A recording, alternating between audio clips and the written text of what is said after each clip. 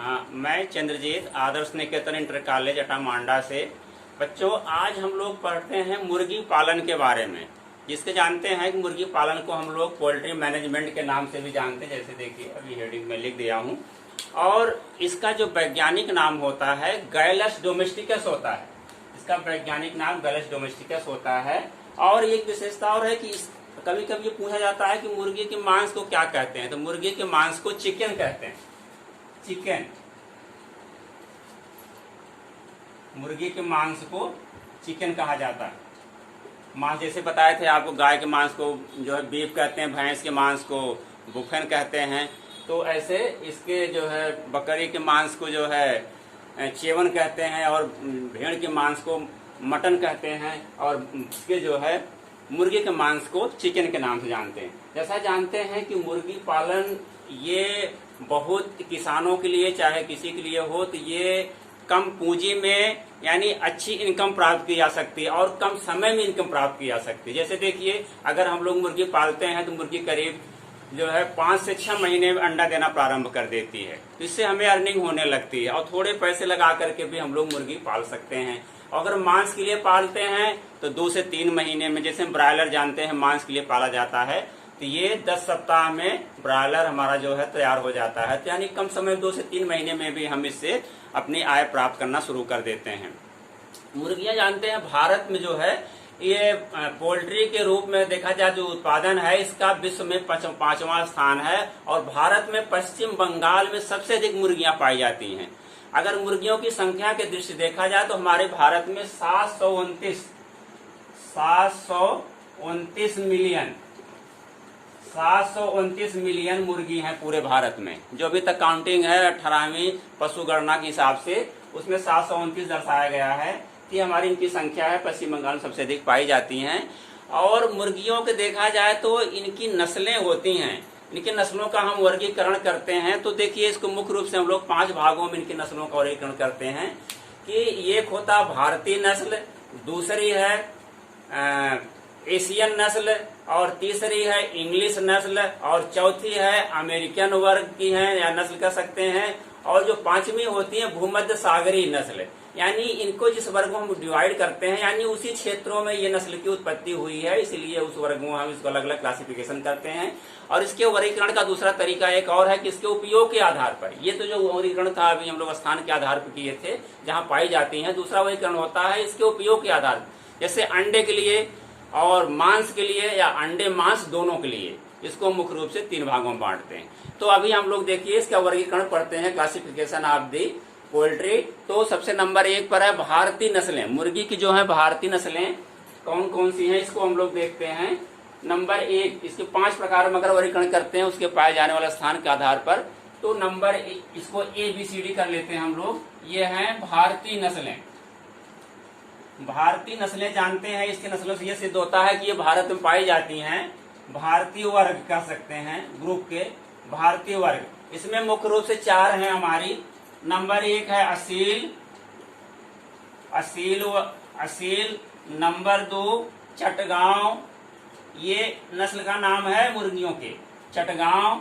Number 3 है घाघस ये। और नंबर 4 जो होता है ये कड़कनाथ।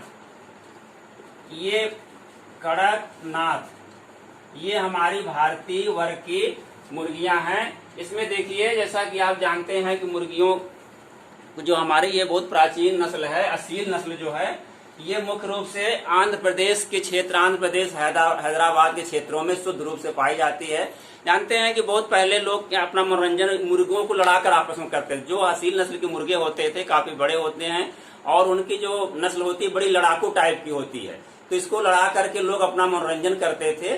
और तो ये असील नस्ल हमारी है, ये काफी लंबी होती है, इसकी गर्दन लंबी होती है, और इसका जो आगे का भाग होता है, ये वाला देखिए चित्र बनाए हैं मुर्गे का, जो आगे का भाग होता है उसका ये काफी चौड़ा होता है यहाँ पर, और इसके चोंच होते हैं, मोटे होते हैं और थोड़े से बड़े होते हैं। और उसमें ये देखिए जो कलगी होती है, जो ऊपर ये लाल रंग की होती है, इसको कम या कलगी के नाम से जानते हैं। जो असील मुर्गी में होता है, ये कलगी जो होता है ये पी शेप में, पी मतलब मटर के आकार, जानते हैं जैसे जैसे मटर का आकार होता है वैसे छोटा कलगी होती है। इसमें देख रहे हैं कलगी बहुत उठी हुई है, लेकिन जो असील में होती है उसकी कलगी या इसको कम्ब बोलते हैं, तो बहुत छोटी सी होती है, मटर के आकार की होती है। और इसके पंख जो होते हैं, ये पंख का रंग होता है, ये तो कत्थई रंग का होता है या लाल रंग का होता है। इसकी पूंछ थोड़ी सी छोटी होती है। और ये मुख्य रूप से इसका जो पालने का उद्देश्य होता है असील का, हमारा मनोरंजन के लिए मुख्य था, लेकिन इसका जो मांस होता है वो स्वादिष्ट माना जाता है। तो ये हमारी असील नस्ल हो गई। दूसरी है चटगांव। चटगांव या इसको दूसरे नाम से चटगांव और या मलाया के नाम से भी जानते हैं इसको, मलाया। इसका जो मूल स्थान है ये मलाया, इसको मलाया नस्ल के नाम से भी जानते हैं चटगांव को। ये मलाया नस्ल हमारी है। ये मुख्य रूप से मलाया देश जो था वहां पर ये पाई भी जाती है, इसीलिए इसको मलाया का नाम जानते हैं। इस नस्ल की विशेषता यह होती है कि ये जो होती है बड़ी लड़ाकू टाइप की होती है। इनकी जो मुर्गियां होती हैं आपस में बहुत लड़ती रहती हैं। और इसका जो शरीर होता है बहुत भारी होता है, बहुत भारी होता है। और इसका रंग जो होता है सफेद भी होता है, कत्थई भी होता है, कभी लाल भी पाया जाता है। और इसके जो पैर होते हैं थोड़े मोटे होते हैं, मजबूत होती है, और जहां खड़ी होती है सैनिकों की तरह में स्ट्रेट खड़ी होती है और अकेले रहना पसंद करती है। इस नस्ल की विशेषता होती है। इसको भी हम लोग मुख्य रूप से मांस के लिए पालते हैं। और हमारी तीसरी नस्ल है घाघस। घाघस नस्ल होती है, ये भी भारतीय वर्ग में आती है। ये मुख्य रूप से कर्नाटक और आंध्र प्रदेश वाले क्षेत्रों में इसकी शुद्ध वर्ग जो है नस्लें पाई जाती हैं घाघस की। ये घाघस जो होती है इसके आकार भी जो होता है काफी हैवी होता है। और ये इसके जो पंख होते हैं कत्थई कलर के होते हैं। और इसकी जो चोंच होती है थोड़े से मीडियम आकार की होती है। जो हैकल इसको कहते हैं, हैकल हैकल होते हैं, बड़े चमकीले होते हैं। तो ये हमारी घाघस नस्ल हो गई। इसको मुख्य रूप से हम लोग मांस के लिए पालते हैं। और चौथी नस्ल हमारी जो कड़कनाथ, कड़कनाथ जानते ही है, हमारे यहाँ IVRI है, इंडियन वेटरनरी रिसर्च इंस्टीट्यूट, भारतीय कृषि अनुसंधान, भारतीय पशु चिकित्सा अनुसंधान संस्थान यहाँ पर है, बरेली में है। तो उसमें ये जो है एक संस्थान और जुड़ा हुआ है इसके साथ में, central avian research institute Bareilly, यानी केंद्रीय पक्षी अनुसंधान संस्थान बरेली में ही है। CARI बोलते हैं इसको CARI। ये बरेली में है हमारी, BLY बरेली में है। यानी C से सेंट्रल एवियन माने पक्षी, R माने रिसर्च, I माने institute, central avian research institute Bareilly. इसको हम हिंदी में कहते हैं केंद्रीय पक्षी अनुसंधान संस्थान बरेली। पूछा भी जाता है कि ये संस्थान कहाँ पर स्थित है, तो ये बरेली में स्थान है। वहां से निकाली गई हमारी ये कड़कनाथ। कड़कनाथ जानते हैं, इसका एक विशेष पहचान होती है, एकदम इसके पंख भी काले होते हैं, इसका जो चोंच भी काली होती है, इसकी आंख एकदम काली होती है, इसके जो ये कम या कलंगी होती है थोड़ी छोटी होती है, इसी आकार की होती है। तो इसकी कलंगी एकदम देखें काले रंग की होती है, जबकि अन्य जो है मुर्गियों में ये लाल रंग की होती है, लेकिन इसकी कड़कनाथ की काली होती है। और ये मांस के लिए विख्यात है।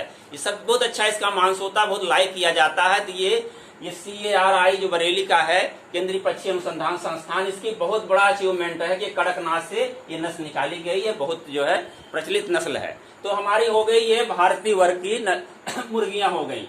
अब देखिए दूसरी वर्ग हमारी हो जाती है एशियन नस्ल की। एशियन नस्ल में जानते हैं एशिया जो महाद्वीप है बहुत बड़ा है, उसमें चाइना वगैरह भी आते हैं। तो हम दूसरा पढ़ते हैं, दूसरे वर्ग की जो मुर्गियां हमारी हैं ये हो गई। और बी वर्ग में ए वर्ग हो गया हमारी भारतीय और बी वर्ग हो गया एशियाई वर्ग। एशियाई वर्ग, जो एशियाई वर्ग की मुर्गियां होती हैं ये एशिया क्षेत्र जैसे चीन में है और ये ब्रह्मपुत्र नदियों के आसपास में क्षेत्र में पाई जाती है। तो ये हमारी होती है, जैसे नंबर 1 देखिए कोचीन, जैसे नंबर 1 कोचीन। नंबर 2 है ब्रह्मा, ये ब्रह्मा ये है ब्रह्मा। नंबर 3 है नंबर 3 कोचीन है, ब्रह्मा है। ये हमारी मुख्य रूप से 2 नस्लें हैं, और भी नस्लें हैं, लेकिन हमारी मुख्य रूप से कोचीन जैसे हमारी नस्ल है। देखिए तो ये चीन के संघाई, चीन में एक संघाई जिला है, संघाई जिला में, चीन के संघाई जिला में ये पाई जाती है। तो हमारी ये है संघाई जिला में कोचीन नस्ल पाई जाती है। ये भी मुख्य रूप से मांस के लिए पाली जाती है और ये काफी बड़ी होती है। इसके भी रंग जो होता है हल्का से ऊपर जो होता है कत्थई कलर का होता है, और इसकी जो विशेषता होती है आगे की तरफ जो इसका जो सीना होता है, इसको चेस्ट कर सकते हैं, ये काफी बड़ा होता है, क्योंकि जो मांस के लिए पाली जाती है मुख्य रूप से ये इसकी अंडा तो देती है, लेकिन मुख्य रूप इसका जो मेन उद्देश्य होता है मांस के लिए, तो ये वाला हिस्सा जो तो काफी चौड़ा होता है, ये मांसल होता है, और ये मीडियम साइज की नस्ल हमारी है। तो ये हमारी हो गई संघाई में पाई जाती है, संघाई के नाम से भी जानते हैं आप, कोची नस्ल। दूसरी हमारी है ब्रह्मा। ब्रह्मा नस्ल कहाँ पाई जाती है? ये ब्रह्मपुत्र क्षेत्र है, जानते हैं ये जो ब्रह्मपुत्र क्षेत्र है यानी आसाम का क्षेत्र है, चाइना का इंडो चाइना का जो क्षेत्र लगा हुआ है, ब्रह्मपुत्र नदी के आसपास ये पाई जाती है। और इसका जो आकार होता है, इसके पंख बहुत फूले फूले से रहते हैं, और ये व्हाइट कलर की होती है, कभी कभी ब्राउन कलर की भी होती है, और इसका भी जो है इसको मुख्य रूप से हम लोग मांस के लिए पालते हैं। और तीसरी है लैंगसन, इसकी एक तीसरी और नस्ल है लैंगसन। लैंगसन चीन में एक लैंगसन जिला है, वहां पर ये नस्ल पाई जाती है। ये तीनों नस्लें हमारी जो होती है मुख्य रूप से मांस के लिए पाली जाती है। अंडे देती है लेकिन बहुत कम संख्या में अंडे देती हैं, इसलिए इसको हम लोग यह नस्लें जो होती हैं कोचीन, ब्रह्मा और लैंगसन, इसको हम लोग मांस के लिए पालते हैं। तो ये हमारी दूसरी वर्ग की हो गई। और तीसरी है इंग्लिश वर्ग की नस्लें। इंग्लिश वर्ग मतलब यानी ब्रिटेन आयरलैंड के आसपास में जो नस्लें पाई जाती हैं उसको हम लोग इंग्लिश वर्ग की नस्लें कहते हैं।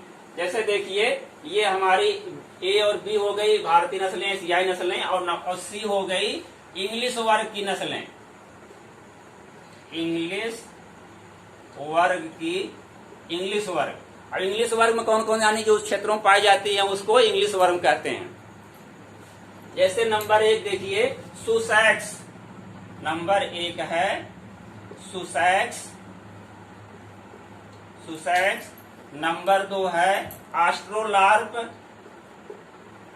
नंबर 2 है आस्ट्रोलार्प नस्ल है मुर्गी की। नंबर 3 है कोर्निस, नंबर 3 कोर्निस। और नंबर 4 जो है हमारी है ओरपिंगटन, नंबर 4 है ओरपिंगटन,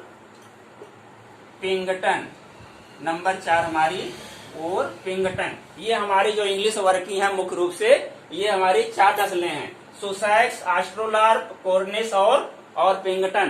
तो ये नस्लें जो होती हैं, अब देखिए नंबर 1 हम लोग शुरू करते हैं। सुसैक्स, सुसैक्स नस्ल होती है जो है ये काफी भारी आकार की होती है। जो इंग्लिश वर्ग की ये नस्लें होती है मुख्य रूप से हम लोग इसको मांस के लिए पालते हैं। लेकिन 2 नस्लें हैं हमारी सुसैक्स और आस्ट्रोलार्प, ये द्विकाजी नस्लें हैं। द्विकाजी मतलब जैसे हम लोग पशुओं पढ़े थे, गाय में पढ़े, द्विकाजी मतलब होता है कि दूध के लिए अच्छी होती हैं और उनके जो बैल बछड़े होते हैं वो खेती के लिए भी अच्छे होते हैं, उसको द्विकाजी कहते हैं। इसलिए मुर्गियों में द्विकाजी नस्ल कौन सी हो जाएंगी? जो मुर्गी अंडा भी अच्छे से ज्यादा संख्या में देती हो और उसका मांस भी काफी मात्रा में और अच्छी क्वालिटी का होता है, उसको हम लोग द्विकाजी के नाम जानते हैं। तो देखिए जो सुसैक्स हमारी नस्ल है, ये सुसैक्स नस्ल होती है, काफी भारी होती है। इसका वजन करीब होता है 4 से 4.5 किलोग्राम होता है। नर का और मादा का जो वजन होता है वो करीब 3.5 किलोग्राम होता है। और ये काफी भारी होता है। इसका जो कलर होता है वो ब्लैक कलर का होता है। और इसके जो होते हैं ये काफी कंधे होते हैं, काफी चौड़े होते हैं, और ये इसकी विशेष पहचान होती है। तो सुसैक्स हमारी क्या है? द्विकाजी, द्विकाजी नस्ल है, द्विकाजी नस्ल। सुसैक्स द्विकाजी हो गई। दूसरे नंबर पर है आस्ट्रोलार्प। ये आस्ट्रोलार्प नस्ल जो है ये हमारे भारत के लिए सबसे अच्छी सुटेबल ये नस्ल है। हमारे भारत में बहुत संख्या में ये पाई भी जाती है आस्ट्रोलार्प। आस्ट्रोलार्प की जो नस्ल होती है इसकी विशेषता एक होती है कि ये बाढ़ वाले क्षेत्रों में यानी अधिक नम वाले क्षेत्रों में भी ये सर्वाइव कर सकती है। तो ये हमारे भारत में आस्ट्रोलार्प नस्ल होती है, बहुत पसंद की जाती है। इसका जो कलर होता है एकदम ब्लैक होता है। इसकी जो कलंगी होती है ये वाला हिस्सा ये खूब डेवलप होता है एकदम, और ये लाल होता है। इसका जो नीचे ये देखिए नीचे वाला हिस्सा है इसको वैटर बोलते हैं, या गलचर में नीचे भी लाल लाल होता है। तो ये जो होता है पूर्ण रूप से डेवलप होता है, और इसका एकदम ब्लैक कलर का होता है। इसका जो पंख होता है एकदम काले रंग का होता है, और उस पर नीले रंग की चमक भी होती है। काला और नीला होता है, बहुत डार्क कलर की होती है। ये हमारी जो आस्ट्रोलार्प नस्ल है ये भी द्विकाजी नस्ल है, द्विकाजी।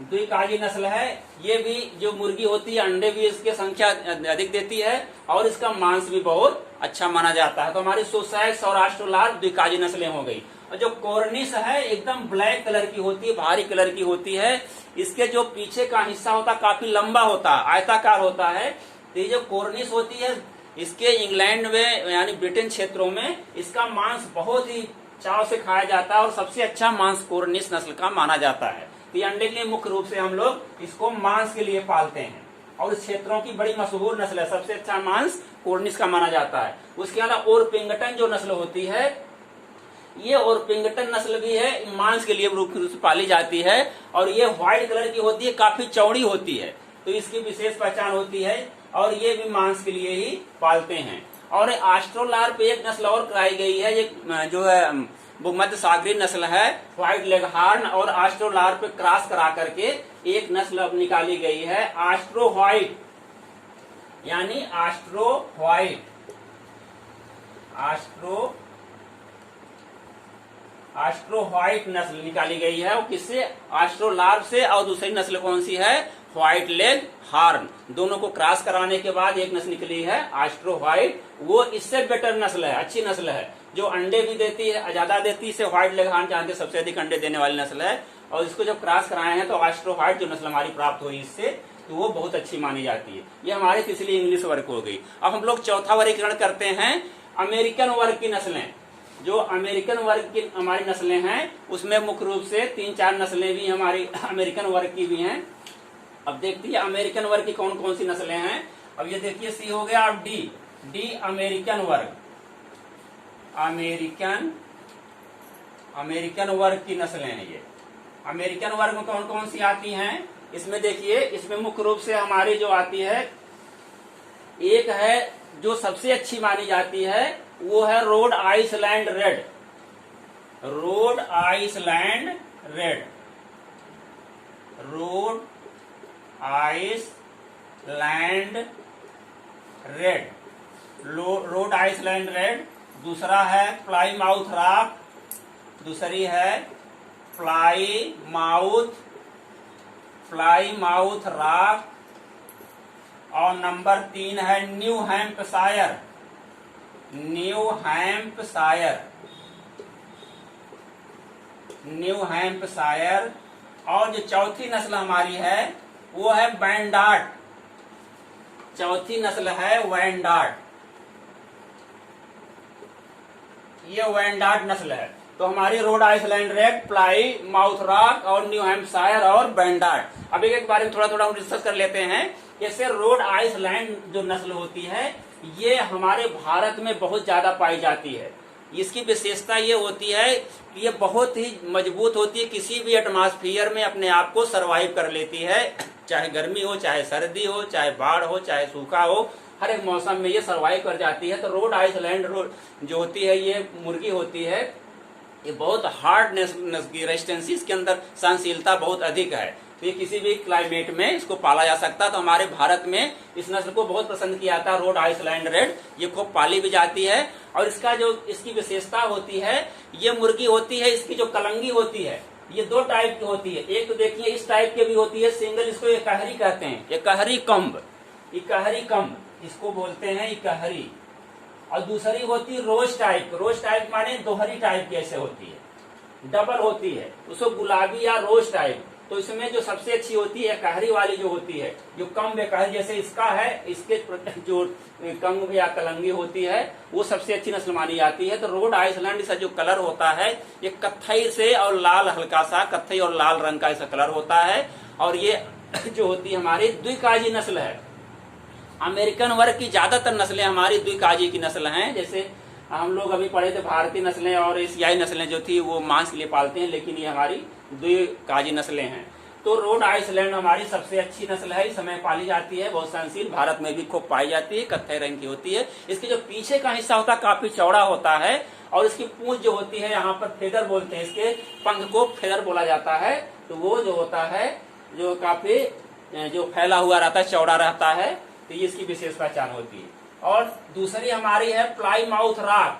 प्लाईमाउथ रॉक ये अमेरिका की बहुत लोकप्रिय नस्ल है। वहां पर ये बहुत पाली जाती है प्लाई माउथ राग। इसका जो रोड आइलैंड जो वजन होता है करीब 4 किलोग्राम होता है, मुर्गियों का जो होता है करीब 3.5 किलोग्राम 3 किलोग्राम तक होता है। ये प्लाई माउथ राग जो वहां की लोकप्रिय नस्ल है, इसकी भी ये भी हमारी द्विकाजी नस्ल है। ये दोनों द्विकाजी नस्लें हैं, द्विकाजी नस्ल हैं। ये जितनी भी हैं ज्यादातर द्विकाजी नस्लें हैं। ये हमारी प्लाई माउथ राग वहां सबसे अधिक अमेरिका में पाली जाती है। और इसका जो होता है, इसकी विशेष पहचान होती है, ये भी ब्लैक कलर की होती है, लेकिन इसके जो पंखे पर होते हैं काले काले निशान होते हैं और जगह जगह उसके सफेद रंग का, इसे काले पर सफेद रंग का निशान चितकबरा टाइप का होता है। तो ये हमारी प्लाई माउथ का विशेष पहचान होती है।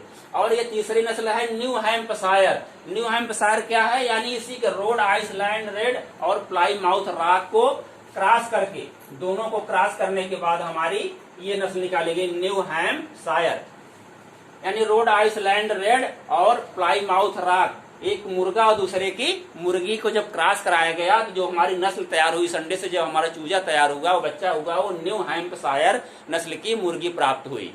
तो ये जो दोनों के गुण होते हैं उसका मिक्सचर है। ये बहुत अधिक लाइक नहीं की जा रही वहां पर। ये एकदम ब्लैक कलर की होती है और इसके पंखे पर हल्का हल्का सफेद रंग का स्पॉट पाया जाता है। और चौथा जो होती है ये बैंडार्ड।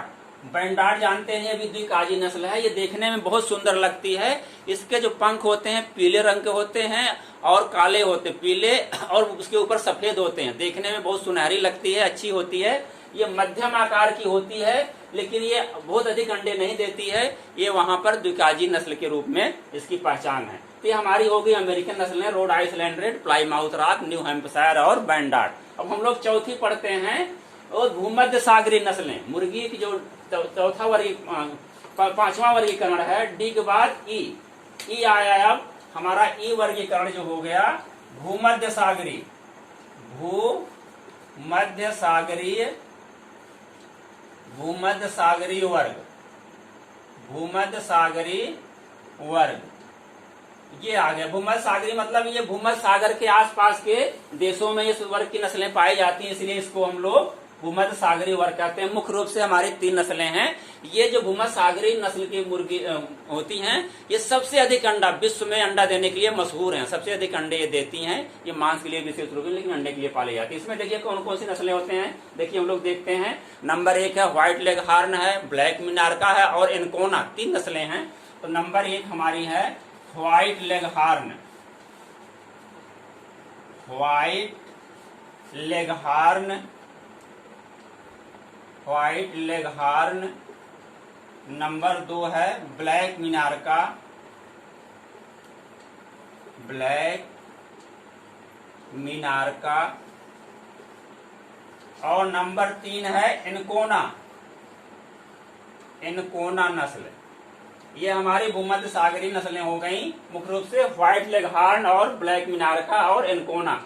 ये व्हाइट लेग हॉर्न है, इसका एक ग्रुप है जो लेग हॉर्न, इसमें 12 प्रकार की नस्लें पाई जाती हैं। लेग हॉर्न जो हर नस्लें भूमध्य सागर क्षेत्र में पाई जाती हैं, ये 12 प्रकार की होती हैं। लेकिन उसमें जो व्हाइट लेग हॉर्न है सबसे अच्छी मानी जाती है और विश्व में ये अंडा देने के लिए मशहूर है।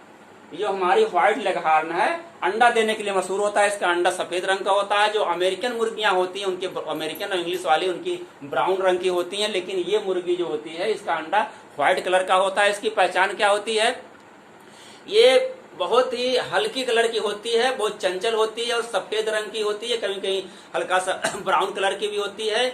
और इसका जो शरीर होता है मध्यम आकार का होता है। इसकी जो मुर्गी होती है ज्यादा भारी नहीं होती है, क्योंकि जानते हैं जो अंडे जो खाती है वो अंडे में परिवर्तित कर लेती है।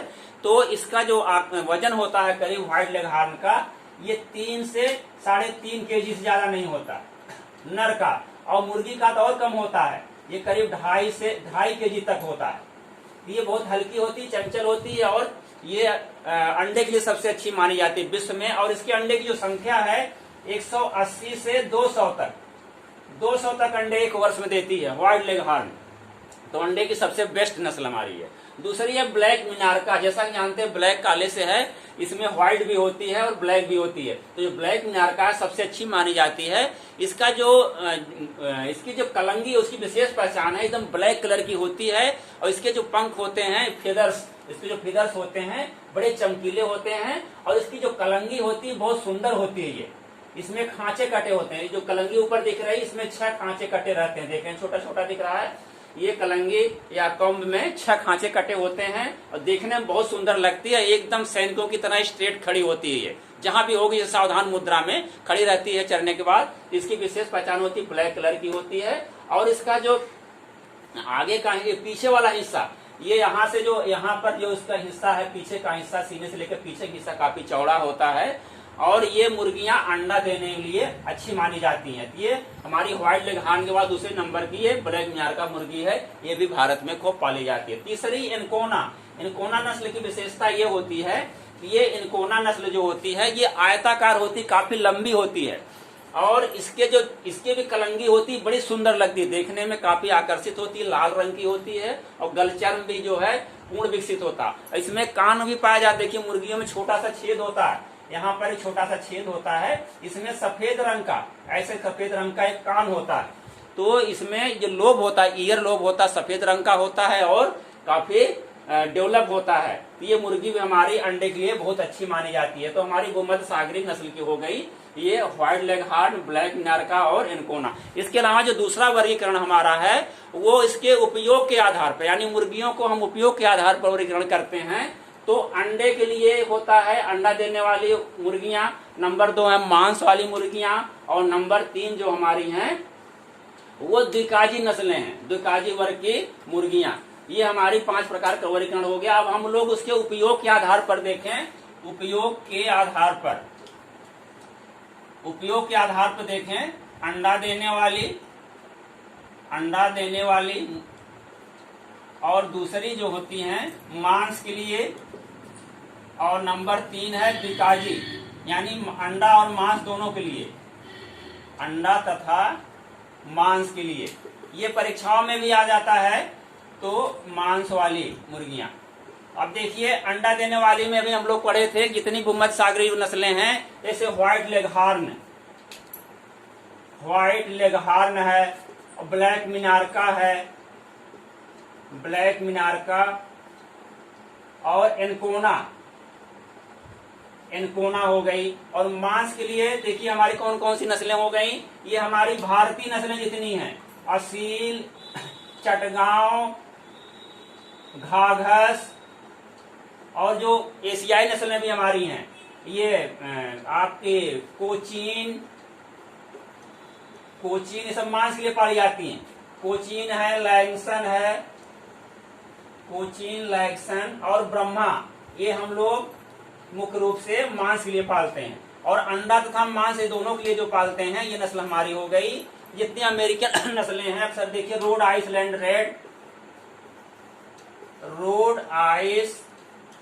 रेड, ये हो गई रोड आइसलैंड रेड हो गई।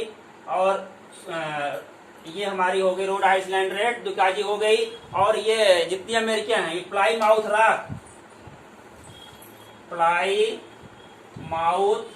राक, आस्ट्रोलार्प जो इंग्लिश वर्ग की है, आस्ट्रोलार्प, ये हमारी द्विकाजी नस्लें हैं, अंडा तथा मांस को, जिसको हम लोग द्विकाजी के नाम से भी जानते हैं। ये हमारी जो उपयोग के आधार पर वर्गीकरण हो गया। 3 वर्गों में अंडा देने वाली मुर्गी, मांस वाली मुर्गियां और अंडा था मांस, यानी द्विकाजी नस्लें हमारी हो गई, ये हमारी नस्लें हो गई। इसके अलावा मुर्गी में हम लोग पढ़ते हैं, ये आता है मुर्गी को हम लोग मुख्य रूप से पालते हैं अंडे के लिए। तो अंडा जो होता है, ये इसका जो अंडे का औसत वजन होता है वो कितने ग्राम का होता है, इसको समान रूप से आप लोग जानते भी होंगे। तो ये कभी कभी आता है परीक्षाओं में कि अंडे का औसत वजन कितना होता है। अंडे का औसत वजन होता है 58 ग्राम। ये इंपॉर्टेंट चीज है बहुत। 58 ग्राम अंडे का औसत जो वजन होता है, औसत वजन 58 ग्राम होता है। और इसमें प्रोटीन कितनी पाई जाती है ये पूछा जाता है, पिछले साल परीक्षाओं में भी आया था। प्रोटीन प्रतिशत कितना पाया जाता है अंडे में, अंडे में प्रोटीन कितनी पाई जाती है। अंडे में प्रोटीन जो होती है 13%। और जो वसा होता है, वसा 9%।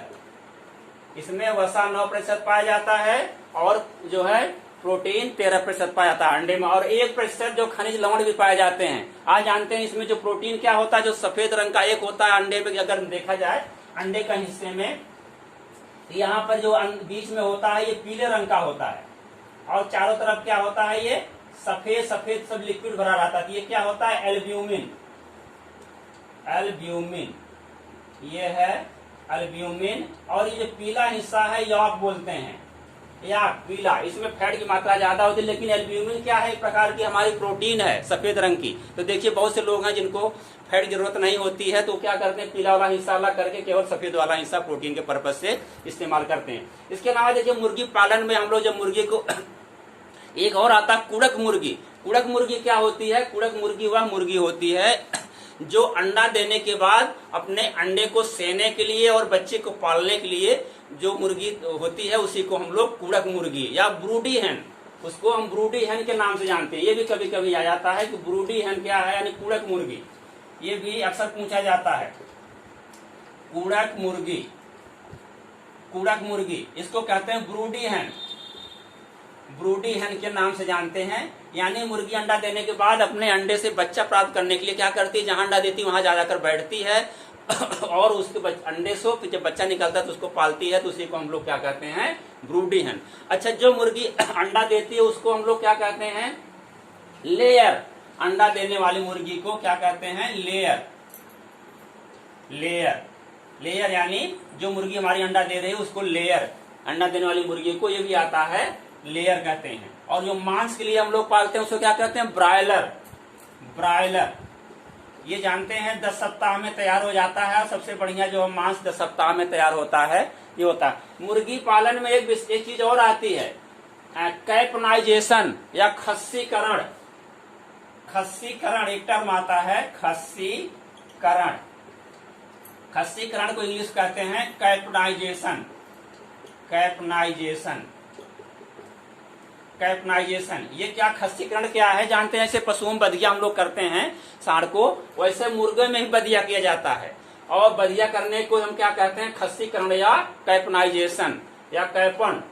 ये आता कभी कभी। कैपन क्या, कैपनाइजेशन क्या होता है, खस्सीकरण क्या होता है, यानी मुर्गे को बधिया करने की क्रिया को, यानी इसके टेस्टिस को, टेस्टिस माने जो होता है, टेस्टिस होता है इसके अंदर जिससे शुक्राणु का निर्माण होता है, उसको निकालने की क्रिया को ही हम लोग क्या कहते हैं, खस्सीकरण या कैपनाइजेशन। इसकी दो विधियां होती हैं, एक रासायनिक विधि, दूसरा ऑपरेशन विधि। ऑपरेशन में क्या करते हैं, इसकी जो क्लोएका होता है मुर्गी का हिस्से के नीचे जानते हैं, यहाँ जहाँ गुदा होता है यहाँ क्लोएका होता है, इसका जो नर अंग यही होता है, मुर्गियों का भी यही होता है, मादा अंग वेंट बोलते हैं। तो यहाँ नर ऑपरेशन करके इसको टेस्टिस को निकाल देते हैं, तो वो क्या हो गया, फिर वो मांस के लिए तैयार हो जाएगा, मजबूत होगा। और दूसरा होता है इसको इंजेक्शन, एस्ट्रोजन का इंजेक्शन दे देते हैं, गोली है गर्दन के पास, यहाँ पर उसके कहीं ऑपरेशन करके रख देते हैं या इंजेक्शन लगा देते हैं। तो उससे क्या होता है, इसके अंदर जो पुरुषत्व होता है वो खत्म हो जाता है, जिसको खस्सीकरण या बधियाकरण कहते हैं। मुर्गियों में एक विशेषता और होती है, डी बीकिंग, चोंच काटना। मुर्गियों की चोंच भी काटा जाता है। डी बीक माने चोंच जानते हैं, चोंच, बीक माने चोंच होता है, डी बीकिंग या चोंच काटना। चोंच काटना, चोंच क्यों काटते हैं मुर्गियों में जानते हैं, खूब आपस में लड़ती रहती, कभी कभी अंडे को भी चोंच से मारकर तोड़ देती हैं। इसको हम लोग जब इसको चोंच इसीलिए काटते हैं जिसको क्या कहते हैं, डी बीकिंग। और कभी कभी मुर्गियां जब अंडा देती हैं उसको तोड़ देती हैं, तो 6 महीने में या इसको जब बच्चे आपस में छोटे होते हैं, चीक्स होते हैं, तब भी इसको काट लेते हैं। तो इसको 6 महीने में या 1-2 सप्ताह में बच्चे होते हैं तब भी काट देते हैं। मुख्य रूप से 6 महीने जो मुर्गी हमारी अंडा देने के लिए तैयार होती है तभी करते हैं। इसको कहते हैं कैनाबोलिज्म, मीन्स मानी जो मुर्गियां आक्रामक टाइप होती है, लड़ाई करती हैं, दूसरे के पैंख नोचती हैं और जो अंडे को भी तोड़ देती हैं, तो उसको डी बेकिंग कहते हैं। इनकी चोंच जो होती है काइटिन की बनी होती है, जैसे अंते हड्डी होती है वैसे इनकी चोंच जो होती है काइटिन की बनी होती है, जिसको कहते हैं डी बेकिंग। तो हमारी मुर्गियों हो गया। और मुर्गी पालन के लिए हम लोग क्या करते हैं कि अंडा होता है जो कैसे ऐसे बच्चे निकलेंगे, तो देखिए जो कुड़क मुर्गी होती है उसके नीचे जब हम लोग रखते हैं, अंडे को रख देते हैं, तो अंडे से बच्चा निकलने के लिए, अंडे से बच्चे निकलने के लिए, निकलने की क्रिया को क्या कहते हैं, कि क्रिया को हैचिंग, हैचिंग कहते हैं। एक टर्म आता है हैचिंग। क्या है हैचिंग, यानी अंडे से जब बच्चे निकलते हैं उसे क्या कहते हैं, हैचिंग। और कितने दिन बच्चे निकलते हैं, जैसे कुड़क मुर्गी है, अगर वो अंडे को लेकर के बैठती है तो कितने दिन लगते हैं, तो उसे कहते हैं इंक्यूबेशन पीरियड। ब्रूडिंग पीरियड होता है, यानी अंडे से जो बच्चे निकलते हैं वो 21 दिन में, 21 दिन में हमारा बच्चा अंडे से निकल करके यानी 20 से 21 दिन में अंडे से बच्चे निकल जाते हैं। ये हमारा हो गया हैचिंग हो गई, ये हमारे 21 दिन में अंडे से बच्चे निकलते हैं। और ये देखिए एक विशेषता और इसकी मुर्गियों में होता है, यानी जो बच्चे निकलते हैं तो क्या करते हैं, एक तो माँ के साथ ही पालते हैं, दूसरा क्या करते हैं, इसको हम लोग एक कृत्रिम ढंग से ही पालते हैं। जानते हैं ब्रूडर यानी जिसमें हम लोग बच्चे को रख करके पालते हैं, उसको ब्रूडर के नाम से जानते हैं। तो वो कृत्रिम ढंग से होता है, जैसे हम लोग मुर्गी अगर नहीं हम रहे कृत्रिम ढंग से इसको पालन कर रहे हैं, बड़े विस्तार में कर रहे हैं, ज्यादा मुर्गियां हमको तैयार करनी है, हमको मुर्गी फार्म खोलना है, तो उसके लिए कहते हैं जो ब्रूडर होता है, जो हमारा होता है, इसके अंदर जो अंडे रख देते हैं, ट्रे बनी रहती है, इस पर अंडे रख दिए जाते हैं। अंडे का जो नीचे का हिस्सा देखिए जो नोकीला होता है उसको हम लोग नीचे रखते हैं। हमेशा अंडे का जो नोकीला हिस्सा होता है वो नीचे रहता है, चौड़ा हिस्सा ऊपर रहता है, ये ध्यान रखा जाता है। तो इसको रखने के बाद क्या करते हैं, इसमें 100 डिग्री फ़ारेनहाइट टेम्परेचर इसका रखते हैं। और ये 21 दिन में देखिए इस अंडों से थोड़ा चलाते भी रहते हैं, घुमाते रहते हैं अंडे को, और 21 दिन में अंडे बच्चे निकल आते हैं। चिक्स जो होता है, इसे चूजा बोलते हैं, चूजा निकल आता है 21 दिन में। जो चूजे निकलते हैं उसको हम लोग अलग जो है एक घर में ले जाकर के टेम्परेचर मेंटेन करके पालते हैं। और वहां का टेम्परेचर कितना, यहाँ पर 100 डिग्री हो गया, जब वहां ले जाएंगे जो जिसमें पालेंगे, मान लीजिए हमने एक घर तैयार कर लिया, चूजे अंडे निकल गए, वहां से ला करके यहाँ पर पहले 95 डिग्री फ़ारेनहाइट, उसके बाद 15 डिग्री फिर कर देंगे 95, 80 यानी 15, हमेशा 15 डिग्री फ़ारेनहाइट एक हफ्ते में टेम्परेचर डाउन करते जाते हैं। इससे हमारे चूजे तैयार होते रहते हैं। उसके बाद हम लोग इसको छांट लेते हैं, नर और मादा पहचान करके उसको हम लोग छांट लेते हैं, फिर अलग अलग पालते हैं। यानी मांस के लिए हमको पालना है कि अंडे के लिए पालना है, तो इसके उद्देश्य से हम लोग इसको फिर छांट के अलग कर लेते हैं। और एक चीज और आता है, मुर्गी के शरीर का तापक्रम कितना होता है। जो मुर्गी के शरीर का तापक्रम होता है वो 160 डिग्री फ़ारेनहाइट, ये टेम्परेचर जो उसके शरीर का होता है। ये भी पूछा जाता है मुर्गी के शरीर का टेम्परेचर कितना होता है, 160 डिग्री फ़ारेनहाइट। ये हमारी मुर्गी की खास चीजें हो गई। और इसको पालने के लिए एक विधि सबसे अच्छी आती है, डीप लीटर सिस्टम। जो हम लोग मुर्गी पालते हैं तो खुले में पाल देते हैं, मुर्गी अपना बच्चा लेकर रही है, वहां मुर्गी अपना खुले में चल रही है। और तमाम बैटरी सिस्टम है और केज सिस्टम है, यानी पिंजड़ा बनाकर हम लोग पालते हैं, कई स्टोरी बना करके केज सिस्टम बनाते हैं। तो केज सिस्टम एक होता है डीप लीटर सिस्टम। लीटर माने बिछावन होता है, यानी मुर्गी के नीचे जो बिछाते हैं उसको कहते हैं डीप लीटर। लीटर माने बिछावन।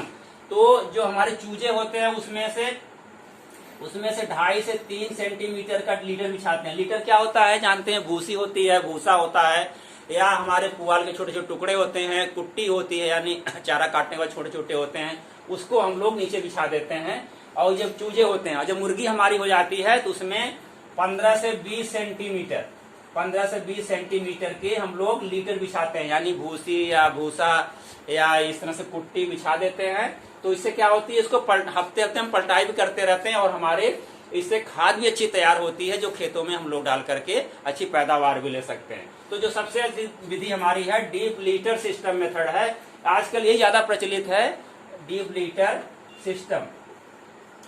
इसको हम लोग पालते हैं। इसमें अगर हम लोग 20 × 15 फीट की दूरी पर इतने साइज में कितने मुर्गी रख सकते हैं, 100 मुर्गी पाल सकते हैं। अगर इस साइज का हमारा घर बना हुआ है, इसका घर जानते हैं जमीन के सतह से 1-2 फीट ऊंचा बनाते हैं, दीवार करके फिर जाली लगाते हैं, हवादार होना चाहिए। और एक अंडा की विशेषता और होती है, जो अंडा देने वाली मुर्गी होती है उसको कम से कम 16 घंटे प्रकाश चाहिए। चूजों को 24 घंटे प्रकाश चाहिए, यानी घर में जहाँ रहते हैं वहां पर 60 वाट का बल्ब लगा दिया जाता है, जिससे उनको रोशनी मिलती रहती है, स्टिमुलेशन होता है, उनकी वृद्धि भी अच्छी होती है। और जो मुर्गियां जहाँ रहती हैं, इनको मुर्गियों के लिए 16 घंटे टेम्परेचर चाहिए, 16 घंटे। यानी मान लीजिए दिन में अगर उसको 10-12 घंटे मिल गए, दिन भर उसको 12 घंटे मिल गए, यानी 4 घंटे उसको हम लोग क्या करेंगे, रात में बल्ब जलाएंगे। बल्ब 60 वाट से करीब 40 वाट से 4 घंटे जो होता है बल्ब जलाते हैं। इससे क्या होता है, स्टिमुलेशन होता है, उसका अंडा देने के लिए स्टिमुलेशन होता है, तो उसको प्रकाश आवश्यक होता है, चूजों के लिए भी और अंडा देने वाली मुर्गियों के लिए। ये हम लोग पढ़ लिए आज इसके मुर्गी पालन के बारे में, इसको विस्तार से पढ़ लिए हैं।